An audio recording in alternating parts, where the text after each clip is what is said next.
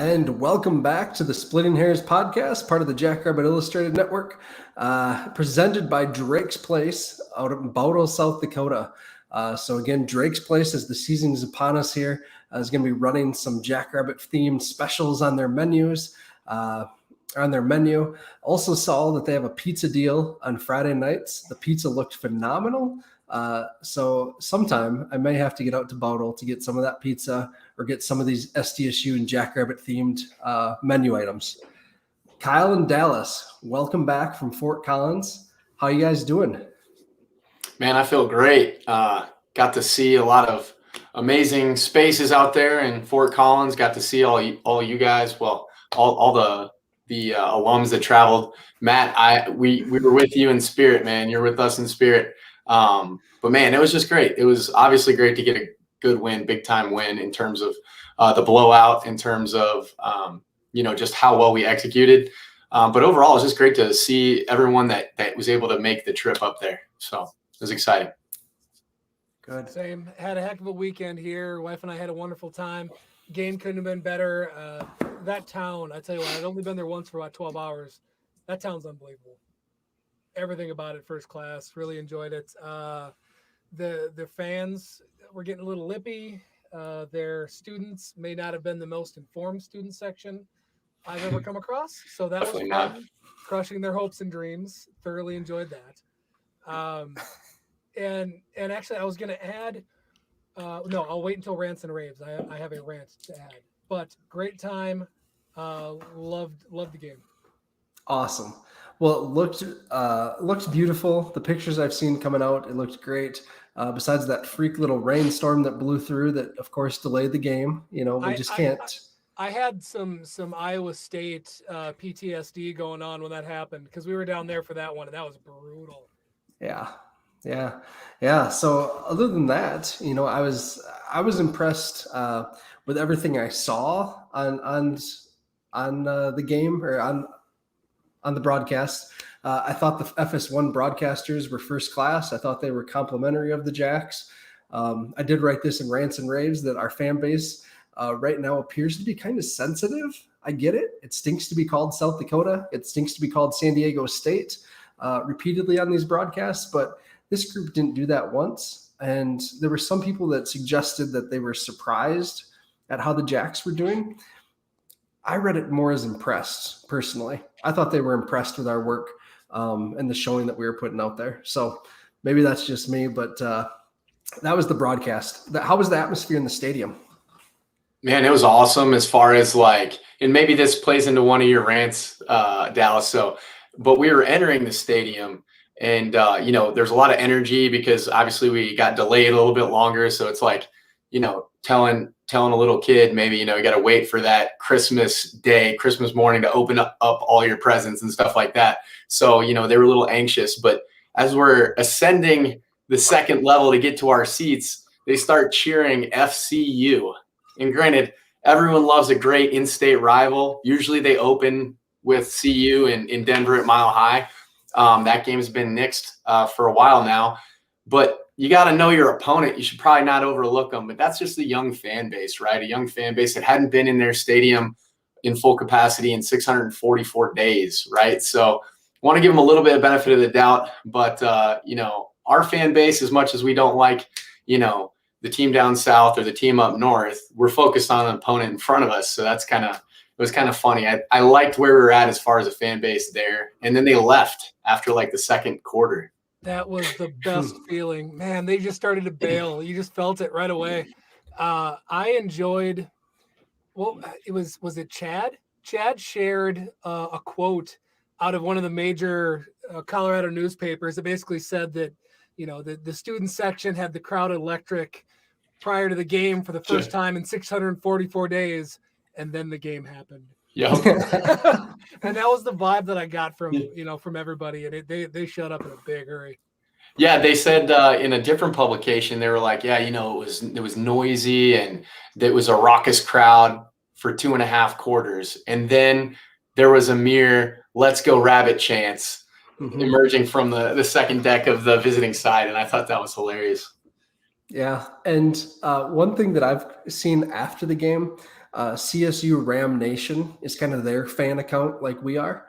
And they're tweeting that their coaches have burner accounts criticizing players. And so what a mess. Maybe. What a mess. Yeah. I did notice there was a lot of chirping going. I mean, emotions are high, right? They played an abbreviated schedule in the fall last year. But the weird thing for me was seeing how, like, what in the rewatch, you could see them up close and they're zooming in after the play. And there's so much chirping. And I really like the composure that our squad seemed to play with, right? Backus is one of those guys that plays with a chip. And I like that, it's stylistically. But he's not doing things that cost his opponent in terms of how he plays the game and things like that, where their quarterback was literally getting in faces of other people. Whereas on the flip side, you see Chris just composed. His eyes stayed the same, not too big. The moment wasn't too big for him. And he wasn't trying to do too much, and he wasn't trying to force plays, which I thought was exceptional. So another thing that I really enjoyed about that. Yeah. Yeah. And I did tweet that out during the game, how much Centillo was chirping after every play. Every play. And McBride too. He's one of my favorite. I'm a fan right out the gate. I mean, the tenacity that he plays with, like, he's never down. Like, he's just going to continue to fight for that extra yardage. He's got great hands. I mean, they raved about, he had 13 catches or so, cross the 100-yard mark. But every single time he was like, essentially it seemed as though he was complaining about a late hit or this. It's like physical football, man. We played in the Valley week in and week out. I mean, I don't know what the Mountain West is like, but it sure got displayed on Friday what type of brand we roll out there. Yeah, we were the more physical team for sure. Like, they were physical too, and they were physical too, right? I mean, they had some moments, but those moments weren't strung together like 4 quarters of play like we did. I mean, just that was, I don't say the best hitting game I've seen us play, but man, it's got to be close. I mean, between Bach bringing the wood, Michael Griffin just coming in over and over delivering hits. Gales on one of the first series, that quick pass, Stallbird had him corralled, and he just unloaded his entire energy into him from about 10 yards out. Graham Spalding again. Graham always flying and box scraping. And I want to say too, I thought this was exceptional from our safeties. Now it kind of could have hurt us a little bit, which I'm sure it'll get cleaned up. But they were a couple times they were overzealous on their run fits. But Manchagaya, who's not known necessarily for coming up and fitting, he made a nice little fit on Bailey one play, and that's a 240-pound back. They continue to say, although on the film it kind of looked like he was a little lighter and a little more slight than I thought he would be. Mm-hmm. I think fortunately we got to play Lepke last year, and that just kind of, I mean, we've always been a good run stopping defense. So to see those safeties also get in on the action was really exciting, I thought. Yeah, I couldn't believe he lined up like he was Adrian Peterson. I mean, he was 9 yards deep every single time. Mm-hmm.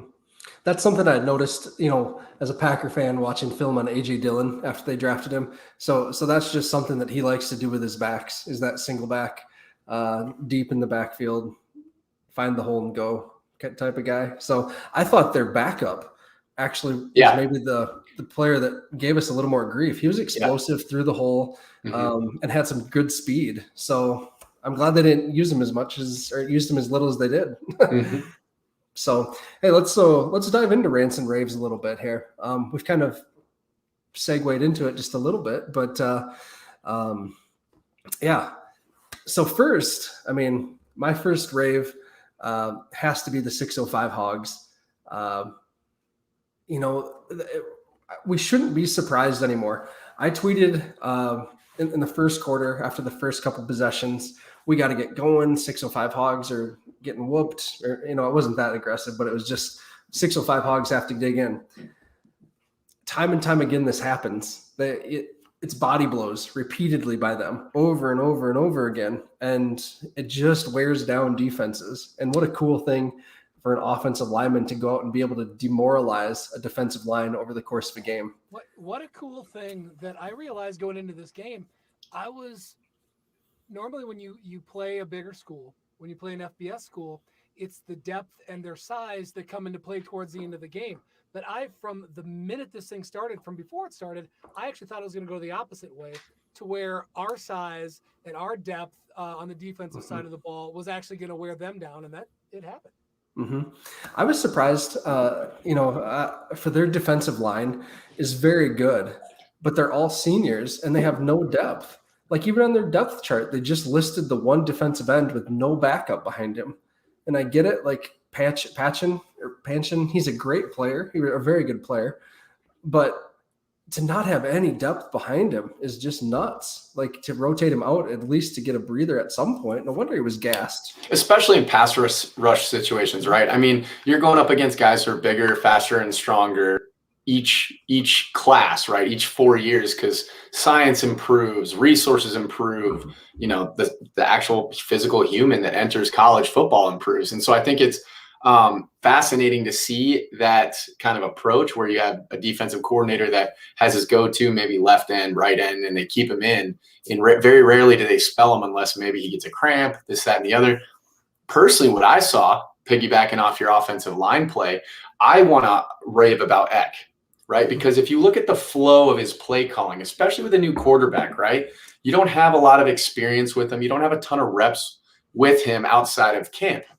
But what you do have is film. You have his strengths. You have interacting with him. And what I saw, they were blitzing us like crazy, run blitzes, all different types of blitzes in the first series and a half. So what does Eck do? He moves the pocket. He moves the pocket, gets those over routes going, gets the DBs starting to have to kind of guess. Later in the game, Jaden and Jackson were able to kind of sell like they're going to do the over, and then they hit him with a corner. And it was just beautiful execution over and over. In both the play calling aspect and the execution, and vice versa, right? If you're not executing on certain things, then Coach Eck doesn't have the kind of the bandwidth available to set up different things. So, I mean, kudos. It looked like we were just flowing really well. I mean, we have some things to clean up, no doubt, but it was good. I wanted to jump in on that one quick and just agree with you, Kyle. After I finally went and rewatched today, I hadn't actually watched the broadcast. Eck, that was as good of an offensive game as I've ever seen someone call. Yeah. And I fully admit I'm a defensive guy. I am not a schematic mind in the slightest, but he was inside of both he was in the defensive players' heads, and he was in their defensive coordinator's head. Mm-hmm. He had an answer for everything. I love the way when we decided to go deep, when we decided to pound the ball, when we decided to go play action, when we decided to go to the screen game. Like, he had an answer for everything and was one step ahead the entire game. Mm-hmm. Mm-hmm.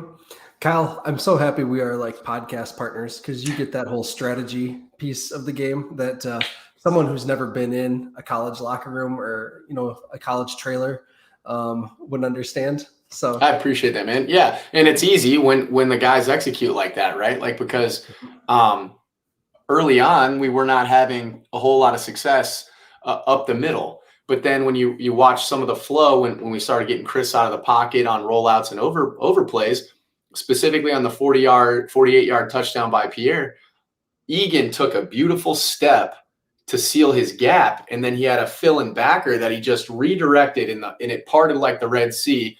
All Pierre had to do was not drop the ball, and he was going to score. So it was great to see the offensive line just start to execute under what Eck was trying to do schematically. So, yeah.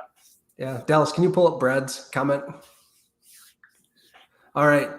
So Bradley Koenig says some really well-designed plays, but yes, you still have to make the throw and catch. Bingo. Really kept CSU off balance. And that's absolutely right. The players still have to make plays. As my buddy Ben Fennell says, X's and O's over Johnny's and Joe's. Or if you want to say Johnny's and Joe's over X's and O's, you can. But our guys still made plays, that regardless of however you want to say that. Chris Oladokun answered every question we had at the start of the year. Pierre Strong. Again, I don't want to make it sound like last year was a bad year, but he bounced back. He showed his form that maybe he had at the start of last year or even 2 years ago, where he was quick to the hole and through the hole. And those FBS secondary players could not catch him. That was pretty cool. The Yankees made great catches, ran great routes. You're absolutely right, Brad. So thank you for that point as well. Lonnie, I appreciate that comment. Eck is the Andy Reid of the FCS. That's good. We pull up Darren's comment, Dallas, because this is going to be this is a rant here. The only thing that bothers me about the game is that there are a few times guys got behind our safeties. Yes. And I think this goes back to Kyle's point about our safeties maybe coming up and sniffing into the run game a little too much. We're lucky Centillo did airmail that pass on the second drive of the game for them. That could have changed the complexion of the game. That stadium was pumped up. Who knows what happens if Wright catches that ball and sprints into the end zone, because we weren't going to catch him at that point. He's a fast player. So, yeah. Definitely. And I think, too, when you look at that, if you look at the first play of the game, you got a 240-pound back. All week you've heard wrap up. You better bring it when you come to tackle, grab cloth, get him on the ground. Well, first play of the game, Griff makes a tackle behind the line of scrimmage or at the line of scrimmage, right? So he's amped, his juices are flowing, but the offensive coordinator's taking a peek at how that safety's coming up and fitting on the run to set up subsequent plays. And a couple times we also got bailed on one. It looked like we were maybe running a Tampa 2. For those of you who don't know, or I'm sure you've heard aspects of it, and I'm guessing here, I don't know if it was fully that, but the backers got to carry the middle of the field all the way because the safeties are parting, right? And it looked like the running back, I think, that they sent up the middle was going to run a corner when Centillo thought he was going to run just a seam, a 9. And that was another play that could have got us there. I think that was one Chad hadn't questioned about. But, bottom line is lucky is good too, right? Sometimes you got to be a little lucky. We dropped some balls too that could have just gashed the game open even more. I was just watching the rewatch, and I believe Cale Reeder gets some live action. Ball hits him right in the hands. Bach had a pick that he could have gotten, hit him right in the hands. Logan had one that tipped up. That's 3 picks right there. And Reeder walks into the end zone if he catches his, and they don't score that final touchdown. So, those are all things that are excellent to see when you're looking to clean some things up. So that would be I think that's pretty much my only rant. Yeah. The other raves, obviously, that we had, just going back again to the strong play from our top 4 linebackers for sure. Peyton Schaefer was right there as well, making plays.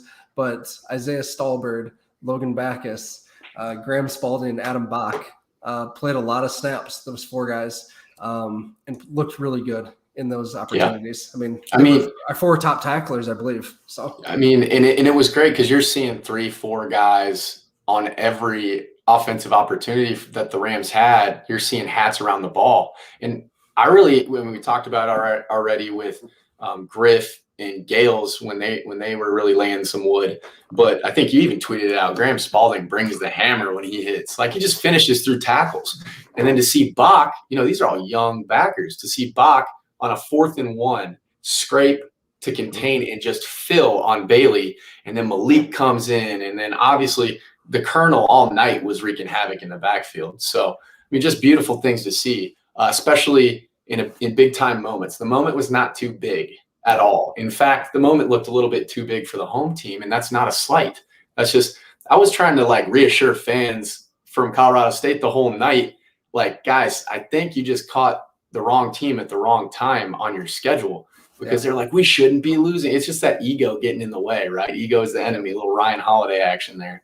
Yeah, well, I was reading on either FCS Fans Nation or on the Colorado State Forum that this game was scheduled 5 years ago when Colorado State was actually decent. Yeah, with McElwain. Yeah, and so it's just that ebb and flow of programs, those G5 programs that happens when coaching change happens, recruiting, maybe flops for 1 year. There's so many factors that go into those G5 programs that can make them be great 1 year, and then the next year that head coach is gone on that $5 million contract to, some Vanderbilt, whatever. And yeah, speaking of that, Colorado State and Vanderbilt both lost FCS programs, and they play next week.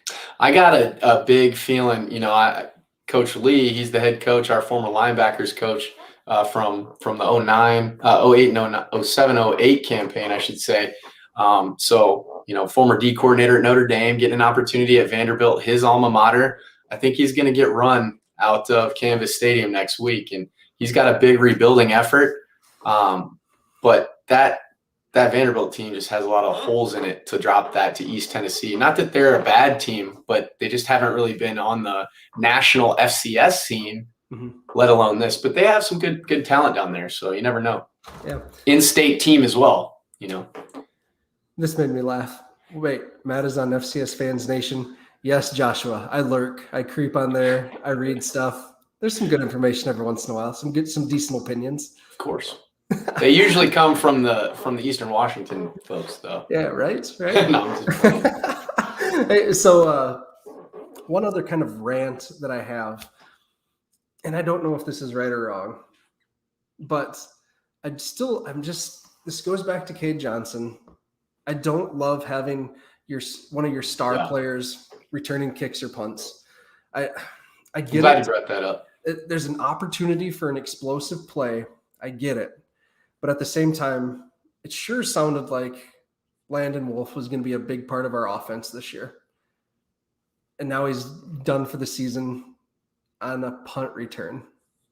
Yeah, I like having Landon there. I really do. I mean, he's there to compete and play. The issue that I have is like now when we put guys in who are big time contributors, then what? Because when you talk about depth, that is one of those spots that's difficult, kind of like what we experienced last year with the long snap situation. I mean, you really don't build a roster around those small elements that make a big impact, right? So for me, didn't like seeing Isaiah. I love that Isaiah caught and secured the ball at the 4, but I don't like that he caught it at the 4, and I don't like that he's a premier running back of ours. But I mean, I don't know what they do. I mean, maybe you get into some of your younger receivers and give them a shot just as an opportunity, because don't they still have the 4 games before you burn a shirt opportunity? So maybe you dip into freshmen, maybe you dip into younger talent. I know we got guys who can catch punts and at least fair catch a punt. You know what I mean? So yeah, you would think that there's a young defensive back, wide receiver that can catch a punt. I don't know. Or specialize in it, right? You know? Yeah, right. Like, I mean, Paul Amundsen, like you had Exactly. the former player feature, and he became an excellent return specialist. Oh, I mean, he could have he was getting NFL looks just at that, you know, and that's because he was a star in his role doing that. So there's got to be a guy. This is the deepest Jacks team we've had. There's got to be a guy that's ready to step up and just seize that opportunity. Like Coach Luan says, carpe diem. It's carpe diem punt returning. Let's go. I mean, this weekend could be a good opportunity to audition for that. So hopefully we got somebody ready to step up. Well put, Dallas. That's perfectly put, because this is, you know, no slight against any team, but we know who should get it done this weekend. And so given that fact, let's get everybody what they can. Let's secure the win and get everybody an opportunity to build depth. Yeah, definitely. Agreed. Do we want to get into players of the week now, or do we have some more rants and raves? I got the one rant I had was honestly about, I like their stadium. I already said I love the town to death. Man, were they not ready to have people back in that stadium. That's true. Oh my goodness. So poorly run as far as getting us in. They didn't check our tickets. Did they check your tickets? Nope, didn't check tickets. I was in line twice. It took you 25 to 40 minutes to get a beer or a hot dog at any point during the game until everybody left. I mean, they did a terrible job. It was really bad. Yeah. And that's tough too, right? Because the people are probably working second jobs. Maybe they're university employees. They just got poured rain on them. I don't know if you guys remember the national title. That was a fiasco. I didn't even get back in to the game until halfway through the return of the restart. So, I mean, it was tough on them. That would be a rant. I was even I went up to one of the cops and I was like, hey, you guys are going to be in for a long night because they didn't check anybody. This might be oversold or overfilled or whatever. But, you know, it is what it is. It's a college environment, I guess. Maybe they wanted it that way, Dallas, because maybe they just wanted a just fully packed, overflowing house. Could have been. It was more the wait in line thing that drove me nuts. Oh yeah, that was messed up. But at least they sell beer at their stadium, so good for them. Yeah, exactly. Hey, Darren has an interesting comment there. I like that. So we are on the hunt for a natty. If we burn someone's red shirt, it's worth it. So isn't that's a big decision for the coaching staff and the player and his family, right? Like that. Yeah.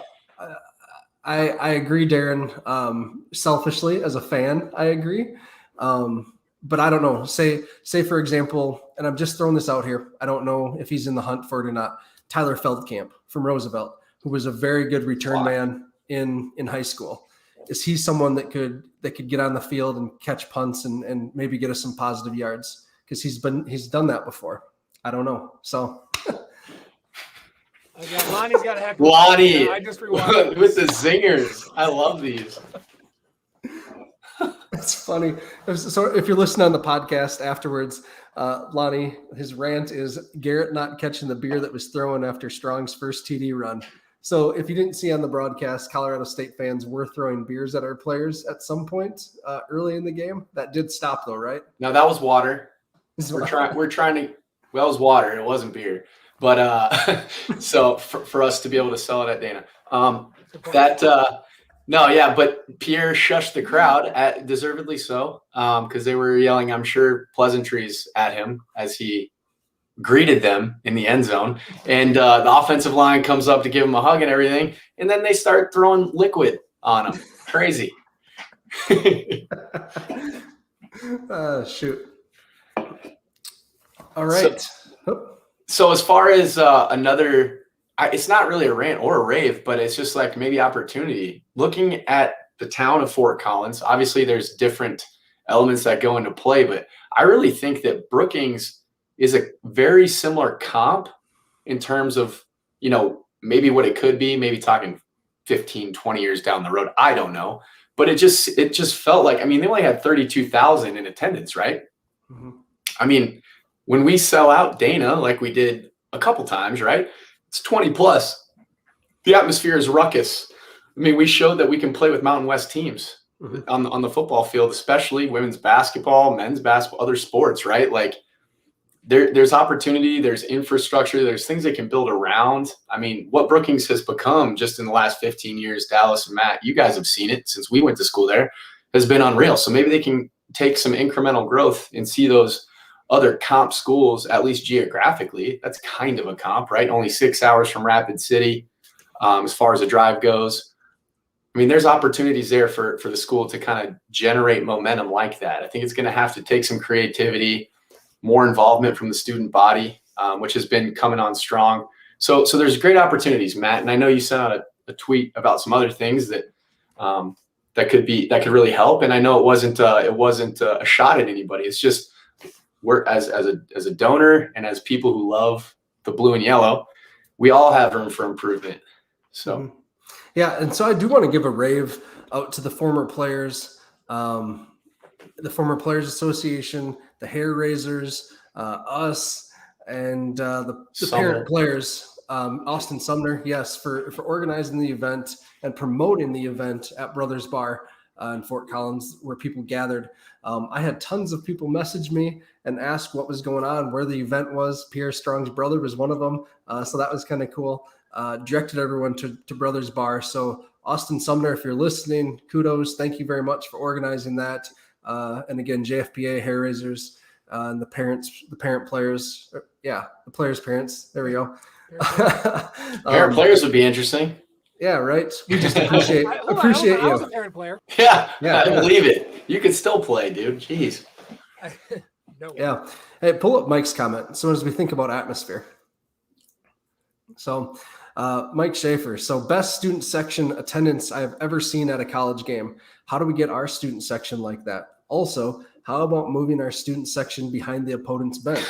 That's very rational, Mike. That's very rational. The last part, especially. I would say it's just going to take some. The tough part is hunting season is so big, right? There's a lot of different factors that we're competing with or against. And then the regional FBS play, Iowa State, Minnesota, those are kind of, those pull some people. Minnesota more so now, used to probably be Nebraska, but we know what's happening down there. Yeah. But those are some of the things that pull those students away. And obviously South Dakota State is a little bit of a commuter school for a lot of those folks. Maybe they go back and help on the farm, just different things like that.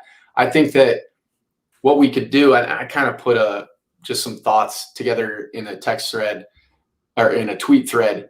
I do think we need to generate pep rallies, because if the fans don't realize, especially the students, they don't realize their impact, and they're not taught or kind of groomed at how to cheer and what to do. And like, it doesn't become a thing, then they're not going to continue and carry that over on Saturdays. So I think it would be really cool to get an actual pep rally going, sell merchandise, sell beverages to those who are of age, and just generate some buzz and excitement, because the team is doing everything that they can do. So you right? and I, plus I think 3 or 4 other people at the same time, without any coordination on Twitter, we're talking about the exact same stuff. Yeah. It's and mine was, I think I was mostly just talking intro and some other stuff, because somebody played, I forget what school it is. Enter the Sandman. Enter Sandman, right? Enter Sandman. Exactly. And how do we get people actually going nuts like that? Tell them what to do. Teach them what to do. And again, mine, I love the Pride more than anybody else. I defend our band. I talk so much trash to other bands because I think ours rocks. Do not cut to them the second the players run in the field. Again, teach people what you want them to do. Let's get people fired up. Let's not play. Okay, you got me on a soapbox now.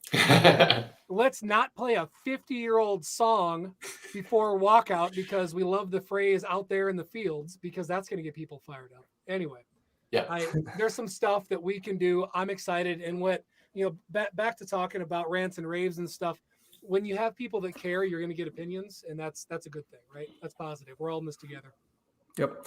One thing, I'll give credit to John Green. He's a listener of the show. When he was at SDSU, he started the Barnyard Cadets, I believe, and they tried doing pep rallies. They practiced kind of like at Texas A&M where they have yell practice or whatever it is. Yeah. They tried doing stuff like that. And it just never caught on. So it's just one of those things that's going to take time. But it's hard when your student body turns over every 4 years, Right. So, and again, we're in rare air for South Dakota State. And it was great seeing those tweets by, the old guard, people who have been there, people in media, just following them and them saying, it's amazing how we were like kind of an afterthought in D2. And now in D1, we are slugging teams, right? Just taking them to the woodshed. And that's going to give you a springboard into being able to build a tradition, right? Being able to build opportunities for fan bases to just show up.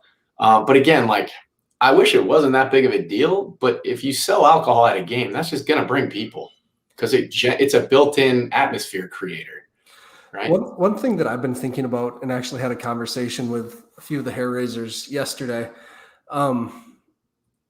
we got to quit. And it's not our fault this year, but it's so hard when our first couple games, home games of the year, are against cupcakes and the game's over by halftime. Mm-hmm. If I was a student at that point and the Jacks are up 38-0 at halftime, I'm likely going to leave. And it doesn't encourage me to come back, in 3 weeks for Southern Illinois. As a student, I'm not thinking about how good the Valley is or that Southern Illinois is a really good program right now. So gosh, if we could just get a home and home scheduled with a Big Sky team, like Montana State again, maybe Montana State will be better, or a CAA team to come out and play us, a home and home, just something to try to generate some continued excitement that it's not just a patsy our first 2 games of the season every year. So exactly. And that's a function of teams. I'm glad they talked about this on the broadcast, Matt. I think you were watching it live. At first they were like, all right, they're absolutely obliterating Colorado State right now. We see what's happening. And then they circled Lindenwood on there. And then at first it was like, I don't think they had the whole story. Cut to commercial break. And they're like, they cannot get teams to schedule them. I mean, same thought. Tarleton State bought us out. And I'm sitting there talking to the TV, and Lauren's like, that's because they didn't do their research. And then after commercial break, they're like, actually, they can't get anybody to schedule them.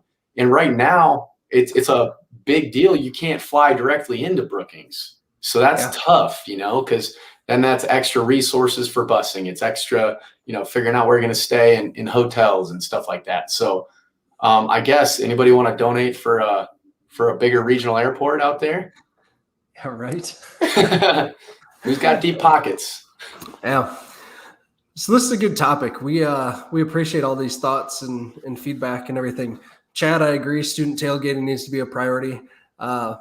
when I was a student, we loved student tailgating. My tailgating spot is still called the Still Hares because they tried to remove students at that time from the tailgating area in the backyard. But instead, we just put our money together as poor college students and bought a spot and then named it the Still Hares. So that's the story behind that.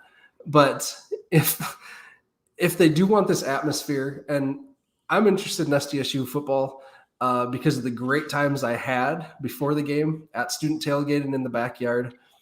It's unfortunate that 6 years ago, some beer cans were thrown at Hobo Day. Vehicles were damaged. People were hit by flying beers. Like, that sucks. That should never have happened. I get that. But it's time to try to bring student tailgating back responsibly. Like, the way it's currently happening is not going to work. It's not going to build an atmosphere, and it's not going to encourage these young students who are eventually going to become alumni to come back to games. So that's the crux of it right there. And then also, literally, if you sell alcohol inside the confines of the stadium, you can mitigate some of those things a little bit more, right? Because it's not as much of a chaotic kind of mingling of folks who may talk to these folks. You can kind of keep it corralled and literally sectioned off in your seating and stuff like that. So, I mean, atmosphere is going to be a big thing that we talk about, I think, for a while, because we have that expectation now with a great product that we're putting out on the field. Mm-hmm, mm-hmm. All right, let's get into awards here. All right. So my offensive player of the game was Pierre Strong. I saw the team just named their awards about an hour before our broadcast started, and they went with Oladokin. So, Chris and Dallas, what are your thoughts? I think it's the toughest position to play in all of sports is quarterback. So I'm going to tab him. I'm going to give him a nickname right now. Obviously, I'm I'm putting out feelers here, but I'm going to call him Chris O, and the O is for offense. So Chris Offense, because he showed that he could do it all on Friday, right? Like, I think that was the biggest impressive thing for me. And not only was it the ability to get outside and put the ball literally wherever he wanted to and needed to, but it was more so him dumping the ball when nothing was there. We've had quarterbacks who have a lot of skill like Chris, but would force the rock into positions, trying to do too much, rushing. I mean, for instance, when we were playing Minnesota, we forced the ball on a bad errant snap, and it was a pick six, and that kind of changed the complexion of the game, and kind of we ceded the momentum from there. But not Chris. Chris, the moment at the 5-yard line when he had a guy bearing down on him from the edge, and he stepped up in the pocket and hit Jackson for a big gain across the middle. I mean, that poise and composure for him to continue to escape outside the back pocket on certain plays when he's flush from the pocket and dump the ball out of bounds and not try to force it to live to fight another down. That's huge maturity. Yep. And then to know when to pull it timely, right?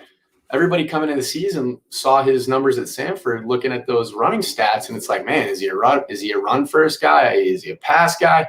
He is a playmaker. So Chris Offense is my player of the game. Same here. Sorry. One of my favorite plays of the game, and this is boring as hell. I forget. I think it would have been second quarter.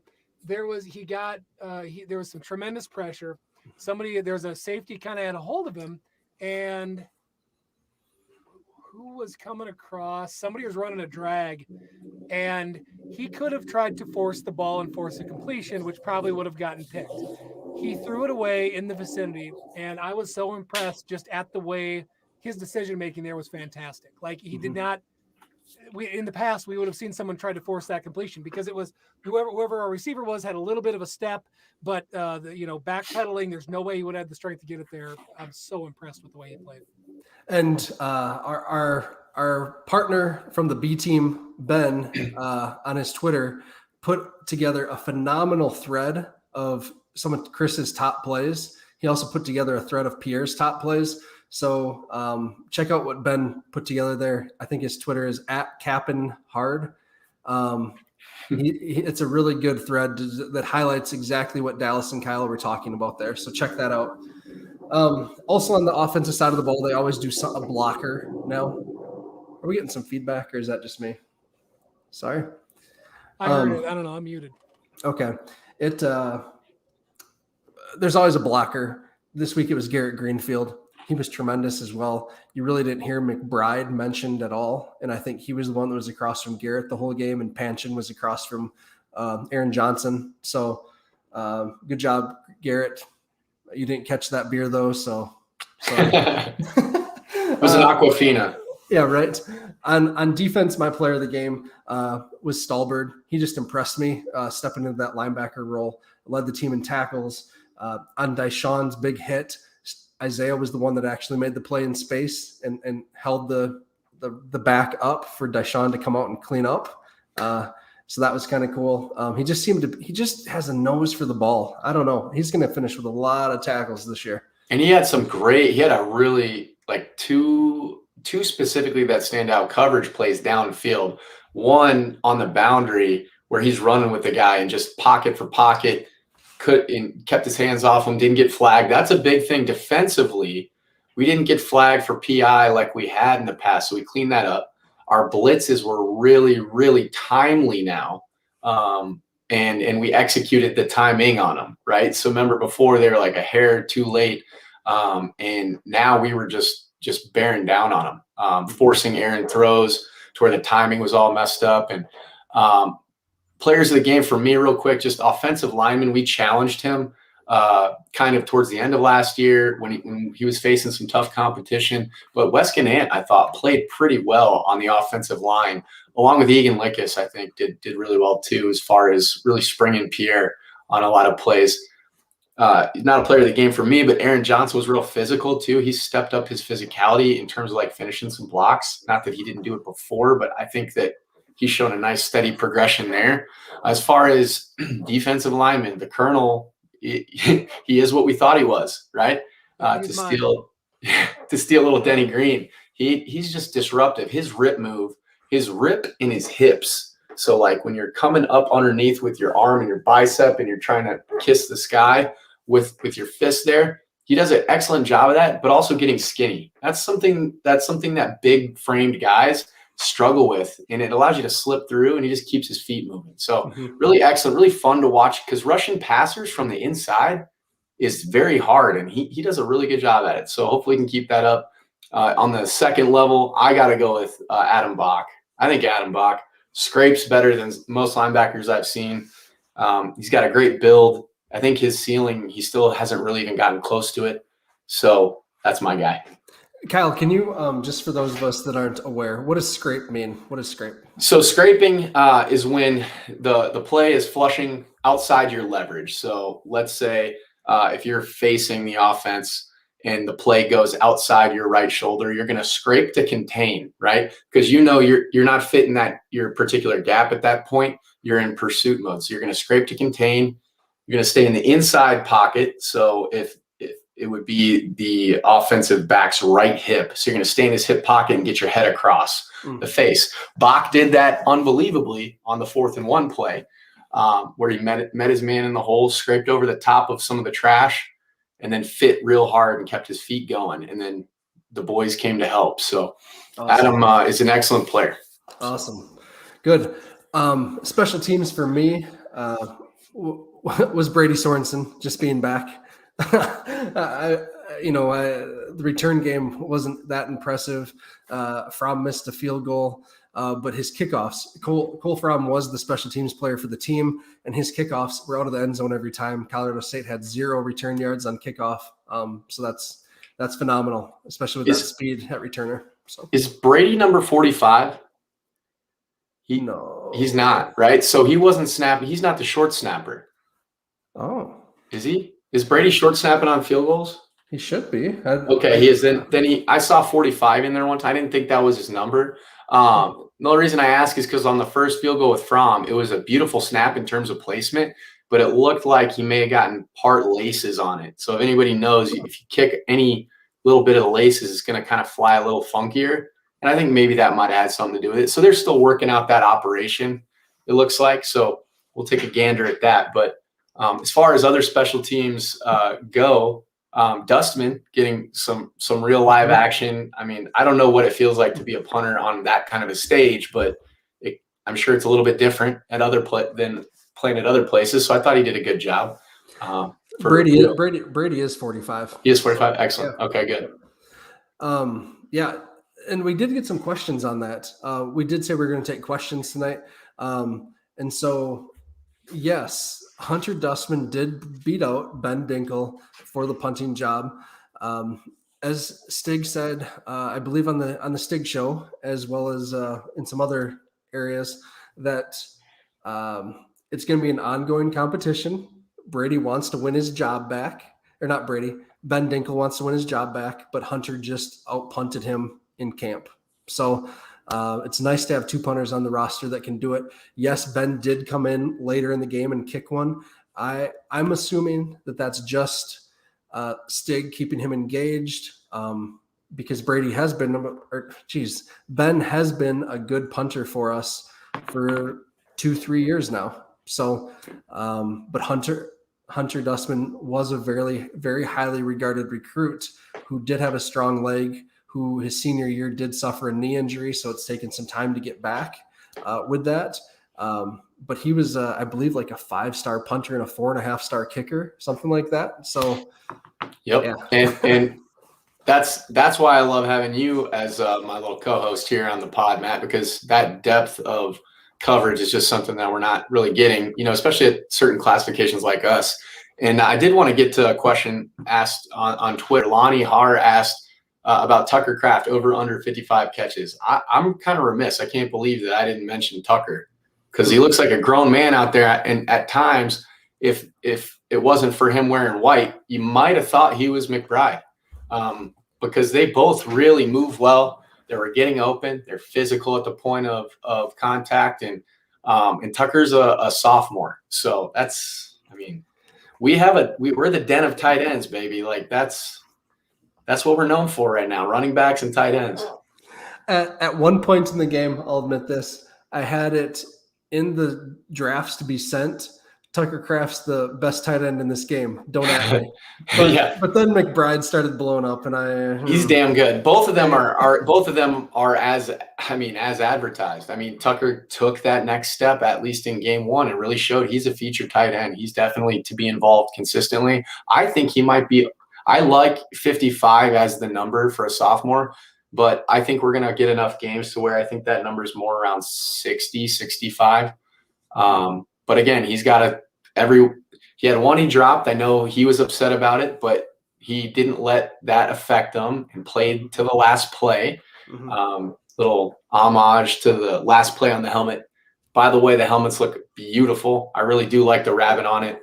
It's a new era, so I'm really excited. That was really cool to see.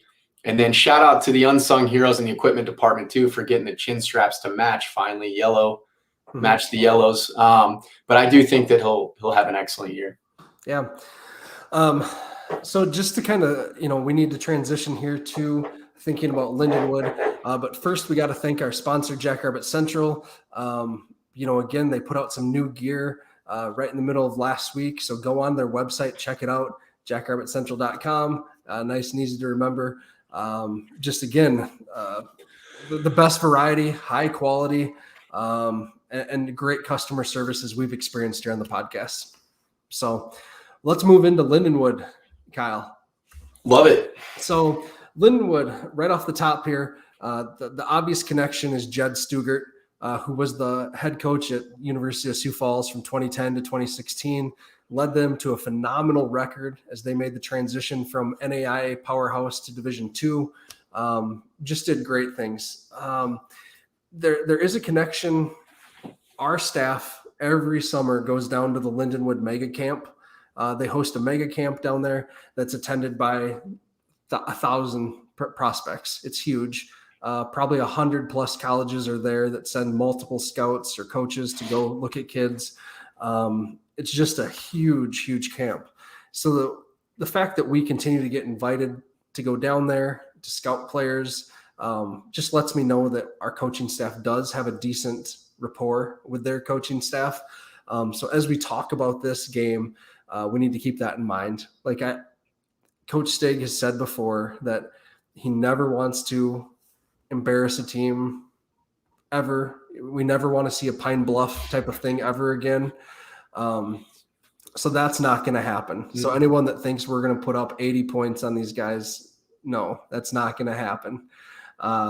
What I wrote in the blog is that I'm going to just do my prediction now. I think we win, like we score in the 40 points. Lindenwood may score a touchdown, 10 points, somewhere in there. But we're not, that's not going to happen. There's too much of a relationship here between these coaching staffs that I think that it just won't happen. One thing on Lindenwood that I have found is that they do have a number of good players. They were a Division II playoff team in 2019. They return a good quarterback, a good receiver, a smaller scat back type of running back, and then an All-American safety and an All-American linebacker. So they have good players. They have a lot of FCS transfers as well. There's a kid from Western on their defense, a cornerback who played at USD, I believe a linebacker or an offensive lineman from Northern Arizona. So again, these players have FCS experience.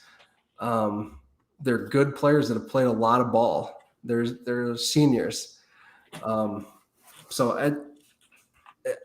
what I wrote in the blog again is I'm predicting kind of a Long Island University type of game, an LIU game, where LIU was transitioning from Division II to Division I.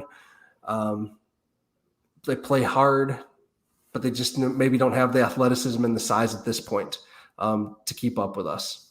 So Dallas, Kyle, have either of you had an opportunity at all to look at Lindenwood or any thoughts on this game in general? Just a little bit in terms of, what you were talking about with respect to the Stuttgart connection. So you can tell that these guys are going to be well coached, right? They used to be NAI. I believe they're just NCAA sanctioned D2 now, correct? Yep. I had a former offensive lineman here from Texas who was a scholarship athlete for them. He was a big kid, physical football player. I think they're going to be able to – they're centrally located. They have a beautiful campus down there. As Matt was saying, they do a mega camp. They get a lot of exposure. They get a lot of traffic through there. So if you are a young player who's kind of a tweener fringe player or a level up transferring down from the FCS to the D2 level, I think, they're going to have some athletic ability on there. They're going to have guys who can make plays. And in 2006, when I transferred in, we got caught sleeping. We got caught terrible conditions. There was a team, it was Wisconsin lacrosse, actually. It was a slugfest, but we couldn't do anything in that game and it took an L. And then we rattled off 7 straight and, we would have had double-digit wins that year if we just took care of business when we were supposed to take care of business. So, Matt, you're very, very confident in the guys. I'm going to stay a little bit more even keel. I say it's going to be fairly close, and we're going to have to do what we can to battle. And who knows how long, who knows how long it'll be a slugfest, but I think we're going to have to grit it out. I don't think any win is easy, personally. No, I think these guys watched the game on Friday. They're going to come in fired up. I think that our staff is obviously going to want to rest some guys as early as they can. I was going to go in the 30-something to 10 probably range for a final score. Again, you hit the nail on the head, Matt. Good athletes from what I've seen. Size is inconsistent across the lines. They've got some big boys. They've got some strong kids, but in the end, I think you just wear them down and we start getting some young kids some reps. Yeah, I'm going to go 44-10. That'll probably be mine. I think it'll be close for a long time, Matt. It'll be close for a long time. Okay. A couple of players I did want to just point out here and highlight that I think are going to be interesting, or a couple things. So last week, Lindenwood did lose their opener against Angelo State University. 20-40 was that final score. Texas school, Angelo State. Okay, thank you. I wasn't sure on them. Their quarterback, Cade Brister, is a good player. He's a dual threat, but he was sacked 7 times in that game. So that's a rough day. They have a big wide receiver that had a great year 2 years ago. His name's Peyton Rose, 5'11", 180. He had 64 receptions for almost 1,200 yards and 15 touchdowns. I don't know if he didn't play in that game, but he didn't have a statistic in that game. He was listed on the depth chart. So he's someone worth watching. And then one thing that I'm thinking is going to happen, they have a converted quarterback at wide receiver, number 10, Alex Faudel. There's going to be some trickeration that comes from him at some point. Like, why not? Expect. That's an excellent point, Matt. I want to piggyback off that. I think we're going to see a lot of, if I were a team with matchup, maybe kind of gaps like Lindenwood may or may not have, right? Let's just assume they do. I don't like disparaging teams. That's why I'm playing coy right now with stuff. But let's say they flip on the tape of North Dakota. That's the model that I'm going to try to utilize, right? I'm going to try to move the pocket because you're going to have to move the pocket against our interior pass rush. We're going to dent it, right? So they're going to have to move the pocket. They're going to have to get cute, do a lot of trickeration, or, maybe they don't. Who knows? But I think when you have matchup gaps like this, you gotta pull out all the stops. Mm-hmm. Mm-hmm. Yeah, they have a big boy in the middle of their defensive line. Number 90 is 6'2", 340. And so that's going to be interesting to see him. We don't see many defensive tackles that size. 340 is big. So, and he actually can move pretty well. He finished with 33 tackles in 2019 and 2 sacks, which again, for someone that big, you wouldn't expect a sack on that. He had a quarterback hurry, last week. So they're disruptive. Like, I think on their defensive side of the ball, again, their player to watch is Drew Sears. He's a tackling machine. But he had 175 tackles in 2019 and 17 tackles for loss. So expect to see him flying all over the field. Number 5, Drew Sears. So, yeah. Nice. That's where we're at. So my prediction segment is brought to you by Shenanigans down in Sioux Falls. Get there. I've heard the watch party. There was a number of Jackrabbits at Shenanigans on Saturday for a good time. Would have loved to have been there too. That sounds like a lot of fun. So my predictions was Jackrabbits 42-7. 42-7 Jacks is what I predicted in the blog. So Dallas, say yours again. Kyle, here's you two. 44-10 is mine. Good guys. I didn't pick an actual number. 38-10. All right. Nice. Player of the game for me offensively is going to be Isaiah Davis. Defensively is going to be Caden Johnson, who I want to highlight too for being a disruptor that we talked about and actually having a pivotal fumble recovery in the game that kind of shifted momentum back to the Jacks. So forgot about that. That play was huge. It was huge. Yeah. And I was amazed how fast he jumped on that thing. I mean, you could actually see the wheels turning in his head. He looked at where the ball carrier was supposed to be. He looked at the ground and got down before anybody else. He's a football player, man. Watch him. Watch his instinct. Watch how his burst. He's going to show up in the stat sheet for the Jacks for a while. Yep. My player of the game here, man, who'd you pick, Kyle? I'm sorry, for offense. Offense, Isaiah Davis. I think it's going to be a physical run game. Yeah. I am going to go with Tucker on this one. I think we see a long catch and run from Tucker on this game. So defensively, I think it's going to be someone that's maybe a little off the radar. Maybe like a Malik Lofton gets a couple picks or something like that. Nice. So, yeah. We took really good care of the ball too on Friday. So that was excellent. And, that's everyone, running backs, tight ends, wide receivers, quarterbacks. It was great. Yeah. Hey, I really want to see a couple of those freshman running backs get a load of carries. Oh yeah. That would make me happiest in the standings on Saturday. Yeah. I do want to put in a humble brag for our team here. We really nailed the what to watch last week. So if you really need to be reading our what to watches. That's one of my favorites is the what to watch. So yeah. Love it. It's we nailed it last week. So yeah. And for those who don't know, we just do a little kind of give you a kind of a skeleton of what to watch for in terms of bulleted points on all sides of the ball and all facets of the game. So it's quick read, easy to digest. It's exciting. It's good stuff. Yep. So just kind of a rundown of our week, the content that's coming out this week. The opponent preview for Lindenwood is already out. Tomorrow, Kyle is going to be dropping upon further review, just kind of a little examination into certain things that either happened in the Jacks game and are kind of happening around the nation. Yep. On Wednesday, we have our What's Cooking from Tim Goldhammer, chef down at Mitchell Tech and former Jackrabbit alum. On Thursday, we leave that open, but Friday we'll have our What to Watch come out. And then B Team, are they recording tomorrow, Dallas? Are they live tomorrow or Wednesday? I do not have that. They have not given me their schedule, but I believe they'll record tomorrow and get it up on Wednesday. Yep. Yeah, I think typically it's Wednesdays when it comes out. Yep. Awesome. So any last thoughts, guys? Just got a quick little plug here. Got a few of these left. The Splitting Hares and JI branded Yetis. For those of you who are only listening, these are the 2 models. Again, so if you want those, we're kicking proceeds back to the JFPA, so it all goes back to the athletes.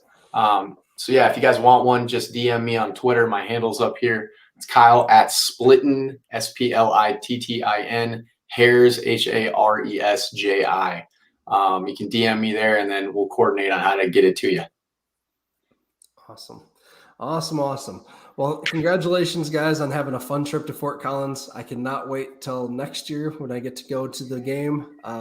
It's in Iowa City, right? Yes, sir. It is. So, we'll maybe get down to Vermilion this year for the game. Maybe that'd be another road game. We'll see.